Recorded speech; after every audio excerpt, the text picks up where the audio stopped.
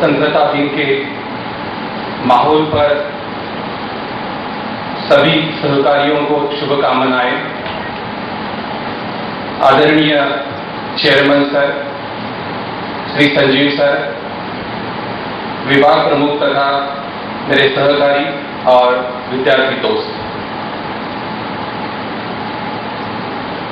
हर साल की तरह कैलेंडर में एक पन्ना निकल जाता है, एक डेट बदल जाती है और सालों साल हम लोग वही बस में बैठकर वही खुशियां मनाते, वही जनगण मन का ललकार देते, वही स्वीट खा के घर में चले जाते थे।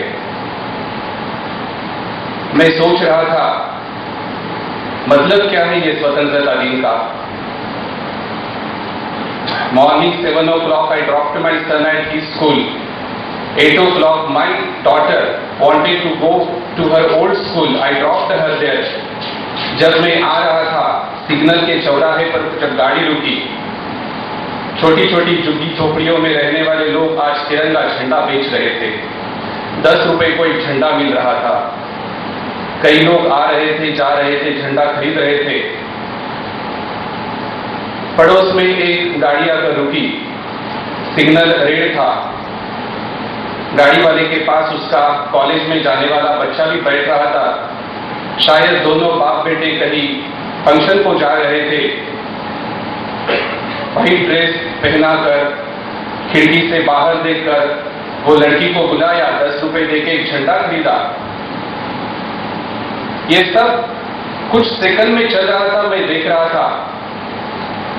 झंडे के नीचे मैग्नेट था, मैग्नेट की वजह से झंडा कार के ग्लास के नीचे ठीक तरह से बैठा था।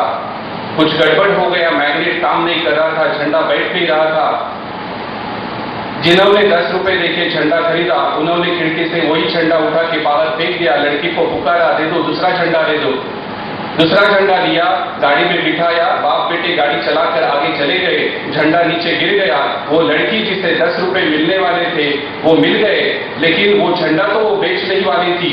झंडा खराब हो गया था, लेकिन वो लड़की दौड़ते दौड़ते सिग्नल की परवाह करते बिना आगे निकली, झंडा उठाया।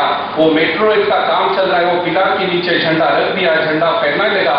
लड़की को ना कुछ मिलने वाला था, लड़की झंडा बेचने वाली नहीं थी, लेकिन लड़की ने झंडा उठाया। मैं हिल गया। एक बुद्धिजीवी कॉलेज में काम करने वाला एक अध्यापक जो खिड़की से देख रहा था, वो देख रहा था झंडे का अपमान हो रहा है, लेकिन वो सोच नहीं रहा था कि मुझे नीचे उतरकर झंडा उठाना चाहिए, क्योंकि मैं बुद्धिजीवी हूँ। मेरा काम है भाषण देना, मेरा काम है पढ़ाना, मेरे काम है मार्गदर्शन करना। मैं गाड़ी से नहीं उतरा। वो धनवान का बेटा भी गाड़ी से नहीं उतरा, उन्होंने तो झंडा करके दिलाया। वो मेट्रो रेल का पुल मुझे दिखा रहा था, विकास के सपने, मेरा देश आगे बढ़ रहा है, मेट्रो रेल का काम तारनाका पे आ रहा है। कुछ लोग गाड़ी में बैठ के खुशियां मनाते जा रहे, कुछ बुद्धिजीवी अपने गाड़ी में बैठ के अपने कॉलेज में जा रहे।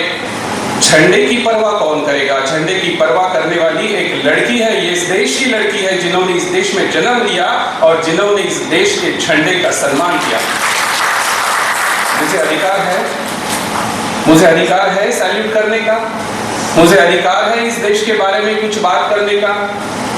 मैं सोचता रहा मेरे सोच में कुछ गड़बड़ है, मेरी सोच ठीक तरह से नहीं जा रही है।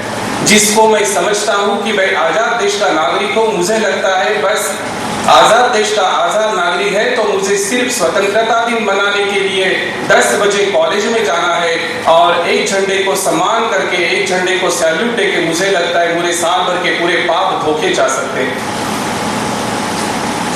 यही है आजादी का मतलब।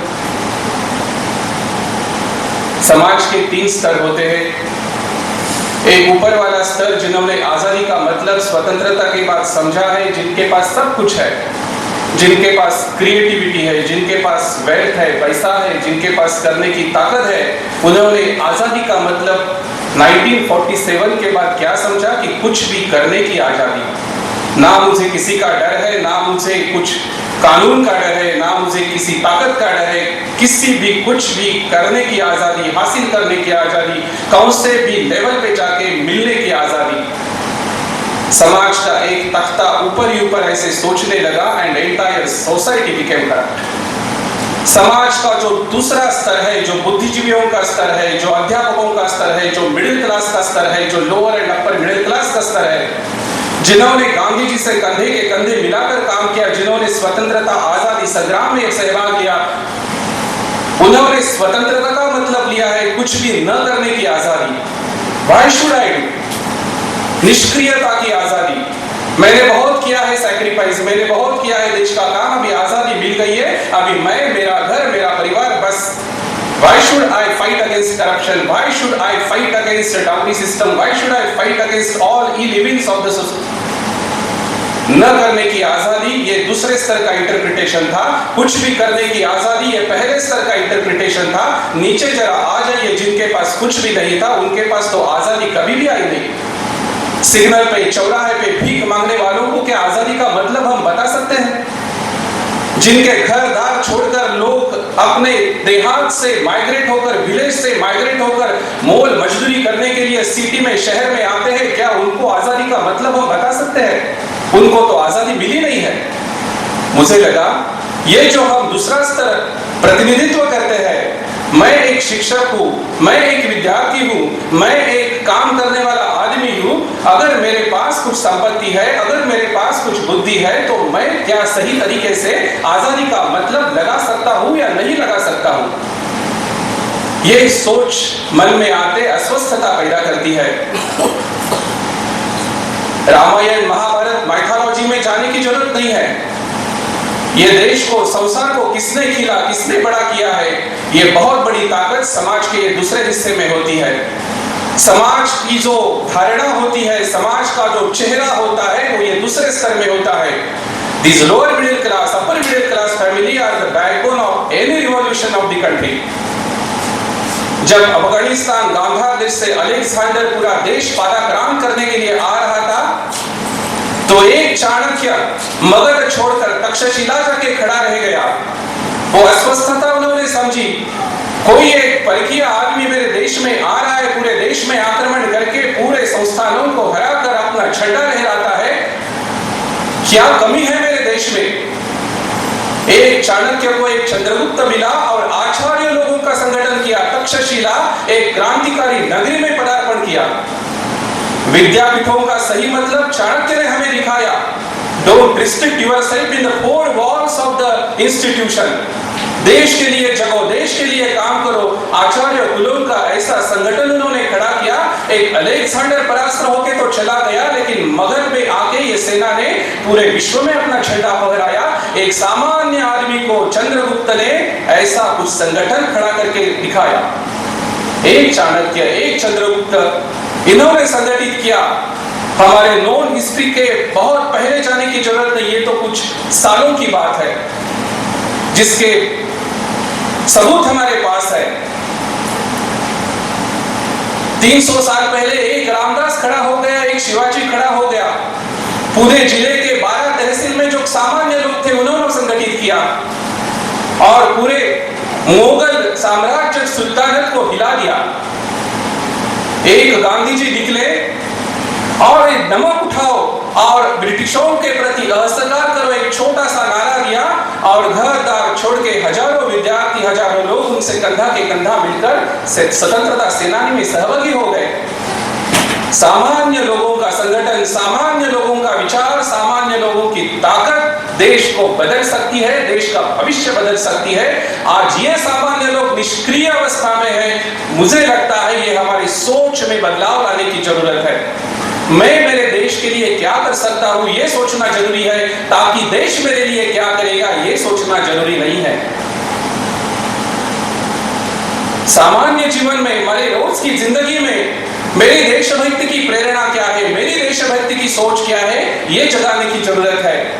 अगर मैं शिक्षक हूं, अगर मैं सहकारी हूं, अगर मैं कर्मचारी हूं, तो मेरा जीवन क्या है, पूजा की योग्य है क्या नहीं? अगर मैं खुद को मातृभूमि के पूजे के लिए, समर्पण के लिए तैयार करता हूं, तो मैं पूजा के लिए सिद्ध हो या नहीं? भगवान को जब हम फूल समर्पित करते हैं तो फूल निष्कांचन फूल रहता है, सुगंधित फूल रहता है, ताजा फूल रहता है। ऐसा कल का पड़ा हुआ फूल हम भगवान को देते नहीं है। ताजगी होनी चाहिए, सुगंधता होनी चाहिए, पवित्रता होनी चाहिए। मेरा जीवन सुगंधित है या नहीं, मेरा जीवन पवित्र है या नहीं, मैं भ्रष्टाचार से लिप्त हो या अलिप्त हूं, मैं प्रामाणिकता के पास हूं या प्रामाणिकता से दूर गया हूं, मैं मेरा काम आदर्श तरीकों से कर रहा हूं क्या नहीं कर रहा हूं, ये सवाल खुद को पूछने की जरूरत है। पूजा के योग्य बनाना, पूजा के योग्य बनाकर मातृभूमि की सेवा करना, यह संदेश लेना चाहिए। मेरे ईगो, मेरे अहंकार, मेरे काम के आड़ नहीं आना चाहिए। जो भी छोटा जीवन में व्यतीत कर रहा हूं, जो भी मुझे छोटी कमाई होती है, उसका क्या हिस्सा मैं गरीबों को बांटता हूं। मेरे साथ काम करने वाले, मेरे साथ मेरे नीचे काम करने वाले, इनके साथ मेरा व्यवहार क्या है। मैं प्रसन्नता बांट रहा हूं या मेरे जाने से लोग अप्रसन्न होते हैं।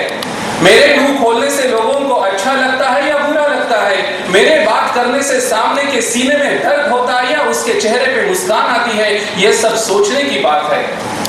मुझे लगता है आज के मौके में हमारी एक ताकत हम ढूंढना चाहिए, ताकत को बढ़ावा देना चाहिए और कमजोरी कम करनी चाहिए।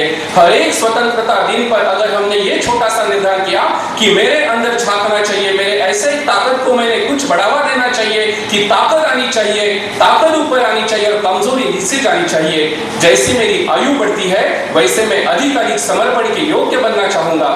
ये देश के लिए मुझे काम करना है तो पहले मेरे जहां मैं काम करता हूं वहां मुझे एक मेरी प्रतिमा खड़ी करनी होगी।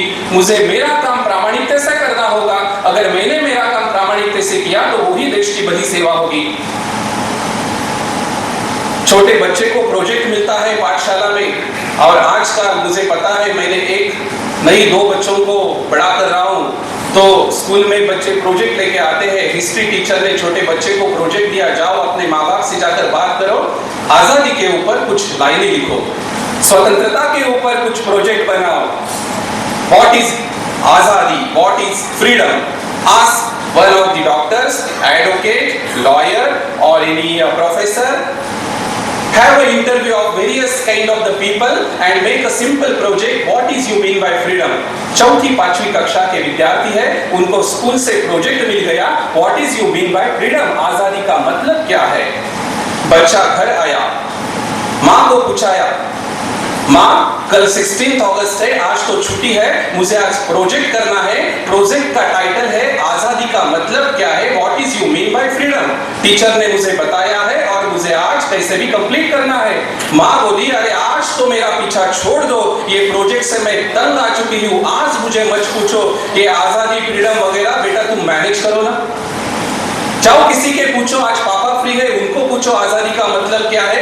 मुझे आज छोड़ दो, मुझे आज आजादी चाहिए, मैं आज तुम्हारे प्रोजेक्ट के लिए काम नहीं करूंगी। बेटा पापा के पास गया, पापा पापा बोलो आजादी का मतलब क्या है, what is you mean by freedom, I need to do a project. बिस्तर पे लौटे हुए पापा बोले, अरे यार छोड़ो मेरा पीछा, तुम्हें मैं मिला के आज प्रोजेक्ट पूछने के लिए, जाओ मम्मी से बात करो।